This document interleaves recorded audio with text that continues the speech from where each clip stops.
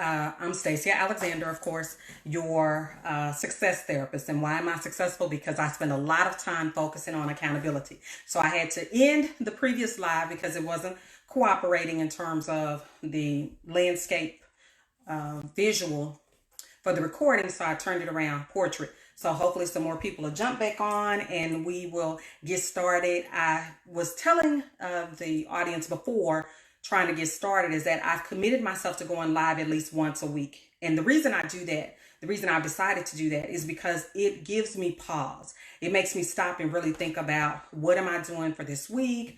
What am I planning for not only myself, but also for the people who are following the passion for accountability and using that to actually elevate where they are, whether it's in your self-care quadrant, it's in your relationship quadrant, professional quadrant, or spiritual quadrant. It doesn't matter. Wherever you are in your life, you pick one of these quadrants and you work in it, and it's fabulous. It actually works. So I'm going live today because the first month of the year of 2020, I'm going to focus on the passion for accountability. How can accountability help you live out your passion?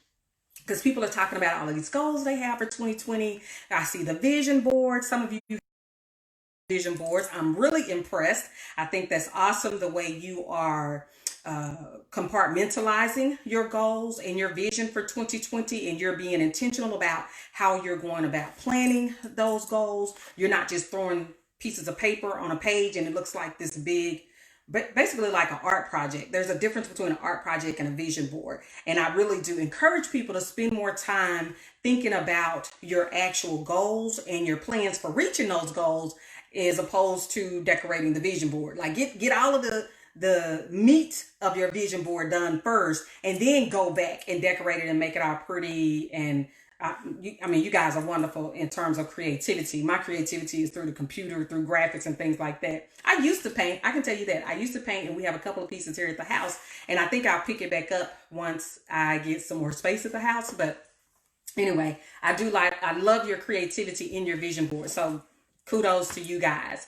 When you're looking at your vision board, think about the quadrants. Think about self-care. Think about spirituality. Think about professional. Think about your relationships. Think about those quadrants in your life and see if it impacts how you think about how accountable you yourself are in terms of how you go about handling those things. So for 2020, listen, let me show you the planner I got. I shared it on the show Thursday night, but I want to make sure that you guys see how intentional I have been, because I have been working on my book for quite some time. So I got the book designed, the book cover designed, but I actually made it into my planner for this year so that every day when I pick this up, I am reminded of the goal that I have set for myself right at the beginning. This came from a company online. If you want to know the name of it, just let me know. But you can design your own cover, and that's what I did.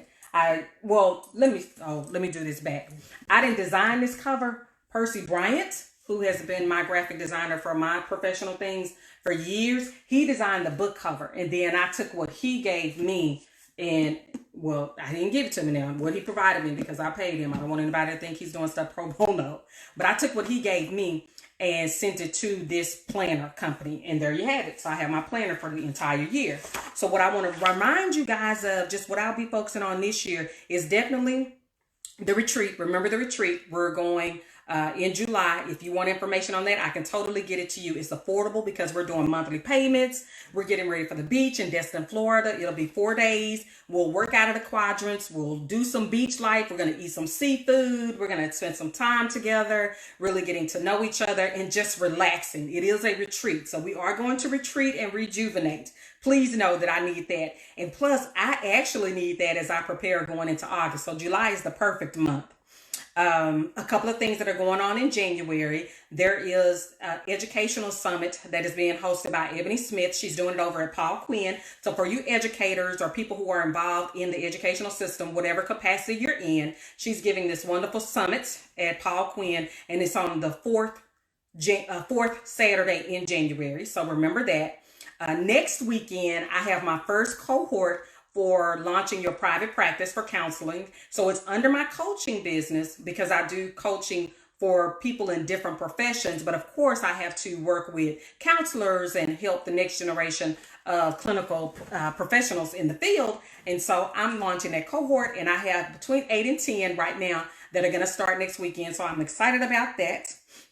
And then on Martin Luther King Day, they have the parade in Dallas. Well, after the parade, Cheryl Smith with Texas Metro News is hosting or organizing this huge expo. I'll be there as the mental health contributor, but there's all kinds of people that'll be there. So make sure you put that on your calendar, go to the parade, and then come over to the African American Museum for the Realizing the Dream Healthy Expo. It's going to have everything from educational, financial. They're going to have a car show. They're going to have cook-off macaroni and cheese. Let me tell you, I'm a little ticked because my husband said he didn't know anybody he could refer for that macaroni and cheese contest. So I need to follow up with him. But they're going to have a macaroni and cheese contest.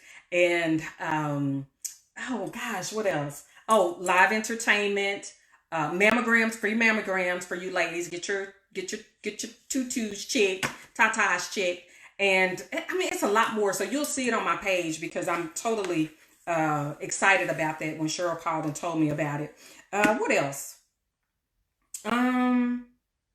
Oh, listen, I would be wrong if I didn't tell you guys to flip back and watch the episode from Goals Don't Have Feelings for this month, right, for January. We had Dr. Lillian Gibson on, and then we had Key Terry. She's a professional organizer. So we were really talking about the emotionality of organization. So you've heard people say that if your space is cluttered, then your mind is cluttered, and how, think about when women are about to give birth, they start cleaning. It's like they're nesting, getting ready for the baby to come in. It's just a natural instinct for us to do that. Or when we come back from out of town, we have this sense that we need to declutter because we've been other places and we see how much stuff we really do have. So we were talking about the emotionality of decluttering, of organization, of clearing your space from actually quite a few perspectives that I was surprised to have broached. So you have to check out the episode. Go to my Facebook page, Goals Don't Have Feelings. And of course, I'll share it on this page as well. But it was good. And we had a good time with them. And definitely go to professional organizer Key Terry's page because she does a wonderful job. I hired her to do my grandmother's closet because it was a little overwhelming for me. That's minimizing it.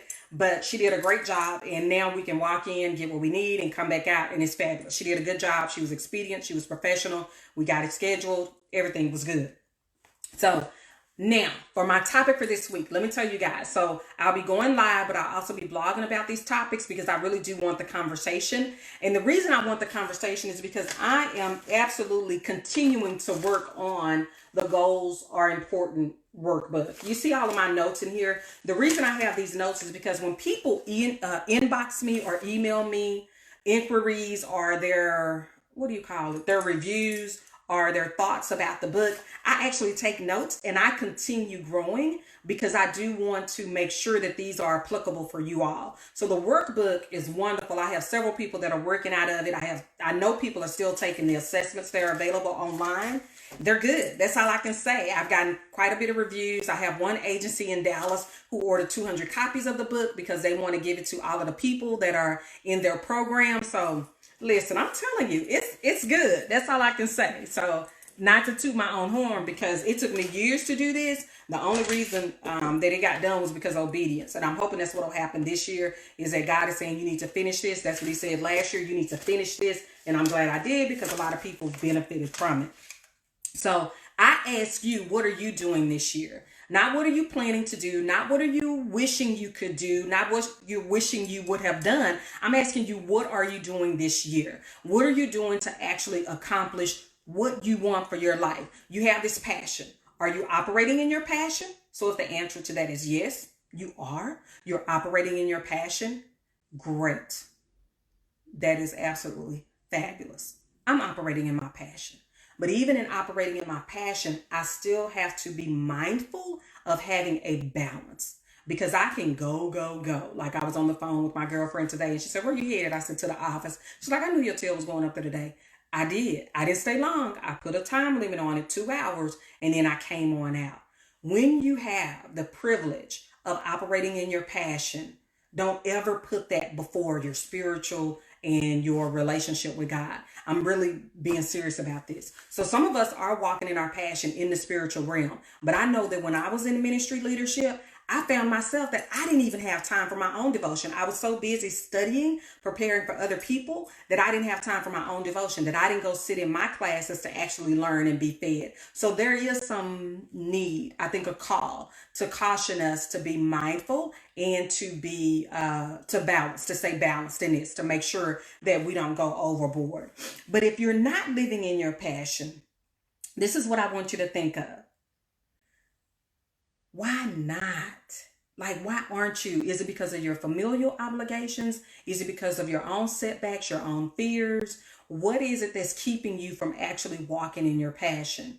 If you can't figure that out, that's why I want you to do this workbook. Like one lady, she commented on a post this morning. She took the self-care assessment immediately. She scored a 90 something. So I told her, I said, well, hey, you should be an accountability partner for somebody else, right?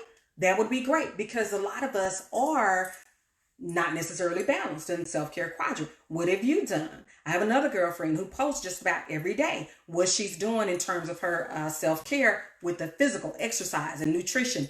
Even if she's not where she wants to be, she still posts. It's a level of accountability. I'm serious. It actually works. So when I say that I'm going to write in my planner and pick this up every day, that's a level of accountability. That's helping me to stay consistent with the goals. A lot of the times, the reason people are not at peace, which is the biggest attribute of having high levels of accountability, is that peace that we're all seeking. The reason that people don't have it is because they're not operating in high levels of accountability. And if you don't know if you are or not, then you need to take the surveys. So when we talk this month, my blogs, this is what you'll see. They're all focusing on passion. So this first week is passion and accountability. If you have high levels of accountability, then you will move closer to what you want to do. What is the passion for your life? What do you think your passion is? It may not be what you thought it would be 10 years ago. You may have changed. You may have shifted. That's okay.